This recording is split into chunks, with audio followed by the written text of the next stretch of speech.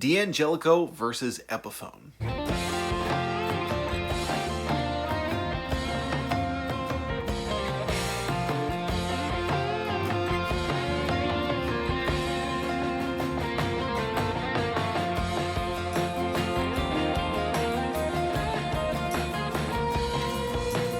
What's up, everyone? I'm Jack Fossett. Welcome to the channel and welcome to this shootout between the D'Angelico Premier DC and the Epiphone ES-335.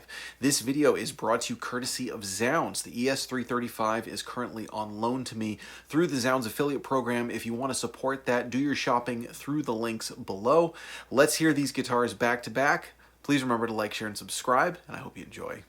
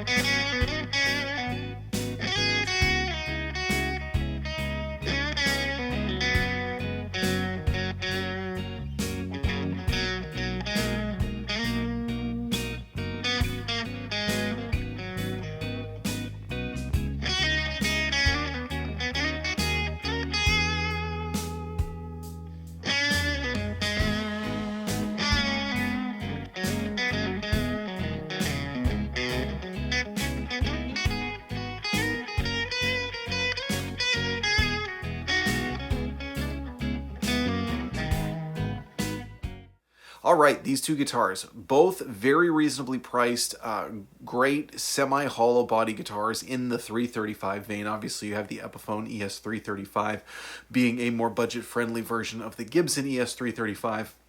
And the D'Angelico DC series is also very heavily inspired, obviously, by the ES-335. D'Angelico being an old art, well, both companies being an old-time archtop maker before now offering more budget-friendly versions of modern guitars. These are really interesting because, from a comparison standpoint, and the reason is because I think they both sit sort of perfectly right at where they're at. I do think the D'Angelico is a little bit better than the Epiphone, but it's also a little bit more money. It's about $100 more than the ES-335. Both play and sound great. I think you get a lot of guitar for the money either way. The one downside of either of them is that neither of them came with a case, which is something that I was a little disappointed in. They don't come with a case or a gig bag. I wish they at least came with a gig bag, but at this price point, no, they do not. So the ES-335 gives you laminated maple. It has an Indian Laurel fingerboard, and it has Epiphone's Alnico Classic Pro humbuckers. These, to me, sound a little bit wider in frequency than the D'Angelico ones. They definitely had a slightly more articulate top end and kind of gave me a broader picture of sound. The D'Angelico is maple with a walnut fingerboard. Maple walnut also happens to be my favorite cream cheese flavor. That's neither here nor there. The walnut, to me, feels a little better, the walnut fingerboard, and the Indian Laurel's really not my favorite. It's not awful. I think, some people really hate it, can't stand it. I don't think it's awful, but it's definitely not my favorite. I think the walnut feels a little bit better. The interesting thing about the D'Angelico is they're not quite as wide a frequency response as the Epiphone pickups. Now, this particular D'Angelico Premier DC they just called the D'Angelico humbuckers. You can get a model that has the Supro bolt buckers, which is slightly more money, comes in different finishes for the Premier DC line. They didn't have quite as wide a frequency response as the Epiphone pickups, but I actually thought they sounded better. So it was kind of an interesting thing. It's almost like, I've been trying to think of a good metaphor for this one. It's almost like the Epiphone is a singer that can hit more notes, but the D'Angelico is a singer that just has a better voice.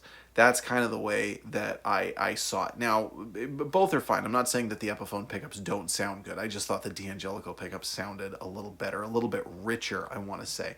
Now, that does suit what D'Angelico's going for. They're still kind of very, very rooted in modern jazz and things, and there was more of a silkiness to the tone. Again, a little less top end, although it's not a dull sounding guitar. And I actually did like the way that those sounded with drive better. They sounded a little smoother, where the Epiphone, particularly in this rig, just had kind of like a hint of fizz that I wasn't crazy about. Now today I am plugging into the Blackstar Artist 30, and that's it. I'm just going through the clean and the overdriven channels with nothing else going on. The D'Angelico feels a little better. I think the quality is just slightly higher, but again, I think they both suit their price range. The Epiphone wasn't bad. It just seemed like kind of slightly less, but it's slightly less money. So it's interesting from a comparison standpoint, because usually you can say, you know, okay, well, this one's definitely better for this and this. I think either are a good buy, definitely, and especially, you know, for $100 less, the Epiphone, you're not really lacking that much. So in that sense, that one's great. Obviously, it is associated with Gibson.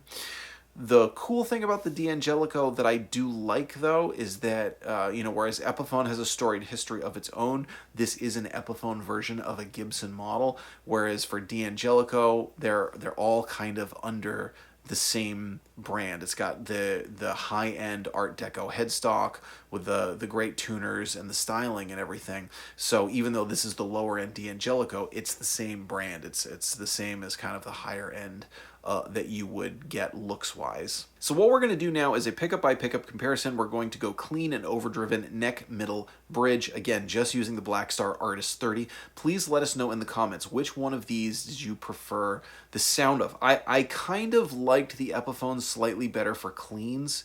It just had a little bit more of an articulate top end, but I liked the D'Angelico more for overdrive. Again, honestly, both were fine. And, you know, either one, if I was kind of trying to get the best out of the guitar, might dial it in a different way. I dialed them in pretty neutral and obviously didn't change the settings so that you can really hear how they sound back to back. But any of the shortcomings of either of them, you could easily sort of dial out, just sort of setting up your rig for the individual guitar. So let us know which one you like better in the comments. Remember to do your shopping through the links below, and that includes anything that you buy. So if you're not interested in either of these guitars, but you do your shopping through that link below and you buy something totally different, what happens there is I get a little commission, Zzounds get a sale, you get cool gear, it costs nothing extra to you, and it helps support me being able to do all these reviews through the Zzounds affiliate program. So please do your shopping through that link. Stick around for some more tone. I'm Jack Fossett. Remember to like, share, and subscribe, and I hope you enjoy the rest of the video.